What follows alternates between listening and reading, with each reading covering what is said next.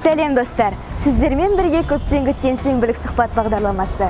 Барлығымыз білетіндей, Атырауда әдемі жерлер көп, және солардың бірі Байзар ойын-сауық орталығы. Ендеше бүгін сол ойын-сауық орталығының жас та болса басы болып отырған Медет Байкен туралы сұхбатымызды қарсы алыңыздар. Саламатсың? Қош келдіңіздер. Рахмет. Ешкімге құпия емес, Атырау қаласының тұрғындары негізінен мега ойын-сауық ашылады деп күткен болатын. Бірақ оның орнына Байзар ойын-сауық орталығы ашылды. Сіз осы ойын-сауық орталығының Байзар деп аталуының тарихы туралы айтып кетсеңіз. Негізі мега салыну керек болатын, ол басқа жерден, оның құрылысы тоқтап қалып, мега емес, ол басқа форум болу керек болатын. Ал Байзар мүлдем жеке бөлек жоба. Неге Байзар деп аталады десеңіз, қазақтың жаңағы бай деген сөзінен шыққан зар, арабша молшылық дегенді білдіреді екен. Біздің жаңағы инвесторлардың, акционерлардың кездесуі сол Дубай қаласында өткен кезде сондай бір шешімге келген болатын. Бұл жерде акционерлердің құрамы түгелімен 100% қазақстандық азаматтар. Осы Атырау қаласында бұрынғы вертолет заводының орнында ашылған болатын. Қазіргі таңда 25 мың шаршы метр жұмыс жасап тұр. Бұйырса келесі жазда тағы 1800 шаршы метрге кинотеатр ашылады, 5 залды.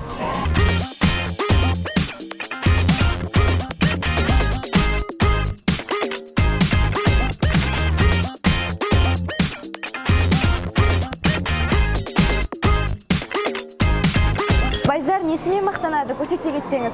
Ең алдымен біздің мақтанатын жобаларымыздың бірі Байзардың ішіндегі ол Марко эко-дискаунтер. 5000 шаршы метрлік Атыраудағы ең үлкен гипермаркет. Рұқсат етсеңіздер, ішке кіріп көрсетіп жіберейін.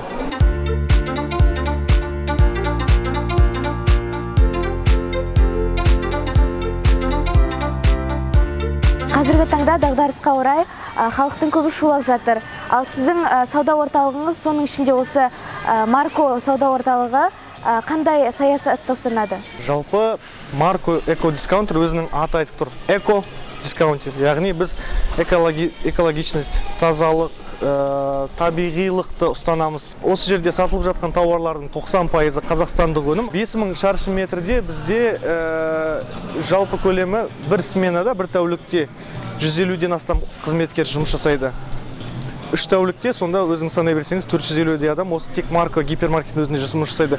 Күніне бұл гипермаркетке қаладан 15-16 мың адам тек сауда жасайды. Біз чек бойынша қараймыз ғой.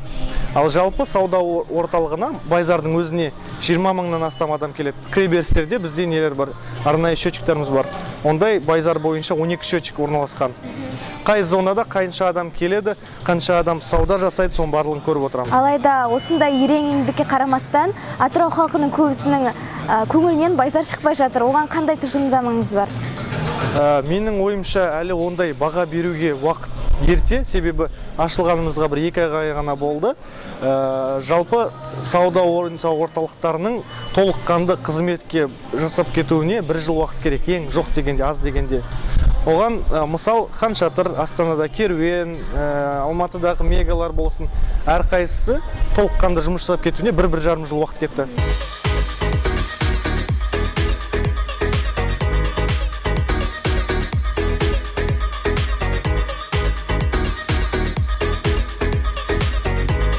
Жалпы бізде Атырауда өзіңіз білесіз, жергілікті халықпен бірге шетелден келген азаматтар да көп. Сол себепті біз 90% жаңағы жергілікті өнім болса, арнайы 10%-ды арнайы осы шетелдік азаматтарға арнап импорттық тауарлар әкелеміз. Ол үшін арнайы дистрибьюторлар бар.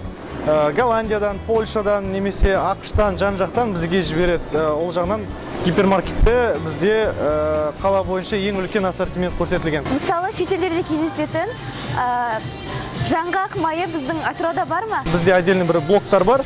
Импорттық сулар, импорттық майлар, паста, басқа. Сіз сұраған жаңағы арахис мас, оның барлығы бізде көрсетілген. Осы жұмыстың барлығын жасағанда шаршамайсыз ба? Өзіңіз қалай демаласыз? Бұны жасағанда негізі әрине әрбір жаңағы жұмыстың оңайы болмайды. Оңай жұмыс деген негізі ондай естіген жоқпын. Жұмыс болғаннан кейін оның өзіндік жаңағы қиыншылықтары болады. Ал егер оны сүйіп жасаған кезде, өзіңнің ұнатқан ісің болған кезде, сол сені жігерлендіріп, қанаттандырады деп ойлаймын.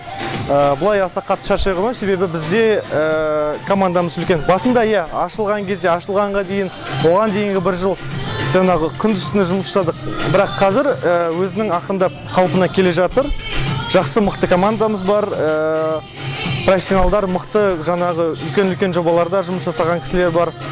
Ал қалай демаламыз десеңіз, біз жас болғаннан кейін кәдімгі адамдар сияқты демаламыз. Отбасымызбен табиғатқа шығамыз, немесе достарымызбен барып бильярд ойнаймыз, боулинг ойнаймыз, аптасына 2 рет волейбол ойнаймыз.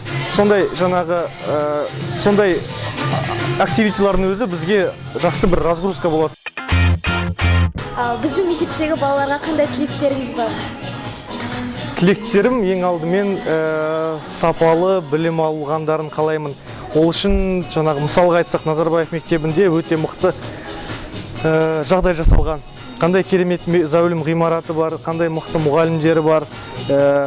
Жалпы өзінің мектептің системасы өте мықты құрылған.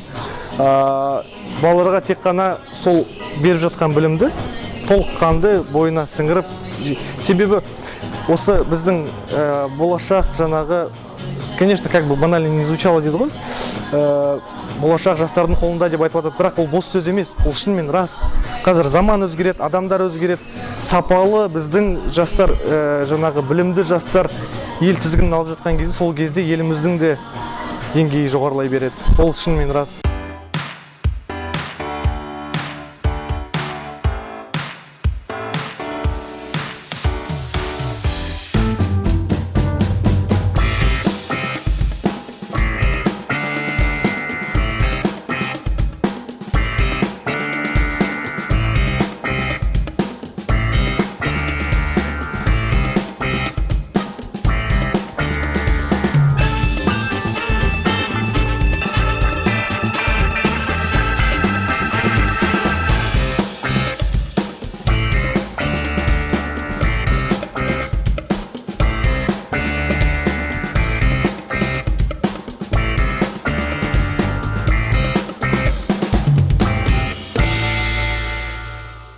Ал енді қалай ойлайсыз, 22-ші ғасырдың супермаркеттері қандай болады? Біз 10 жыл бұрын ойлап білмеген нәрселер қазір пайда болып жатыр мысалы.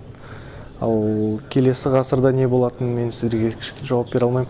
Ол енді бір технологияларға байланысты болады нақты. Мүмкін мынандай классикалық бір версиясы сақталып қалатын шығар адамзат болғаннан кейін. Себебі былай қарасаңыз, біздің заманымызға дейін де базарлар болды ғой. Адам келеді, мысалы, ақшамен болмаса да бір затпен зат алмасты. Сосын жаңағы золотые монеты, серебряные монеты соларға айырбастап жүрді. То есть базовый жаңағы версиясы сақталып қалды қазіргі күнге дейін. Просто өзінің бір модернизациясы жүріп жатыр. Сол себепті сол кездегі технологияларға байланысты адамға жеңілдетіледі деп ойлаймын.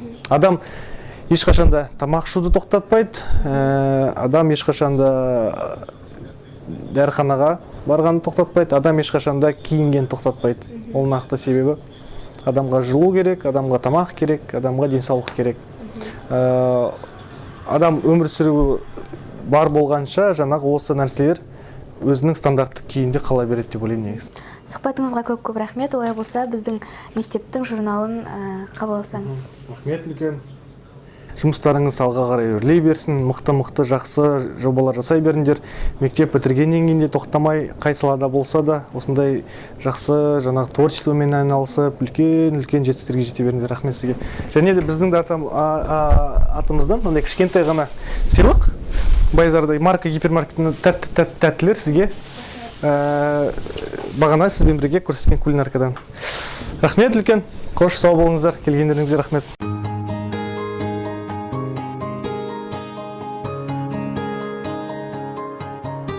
Менің көңіл күйім тамаша.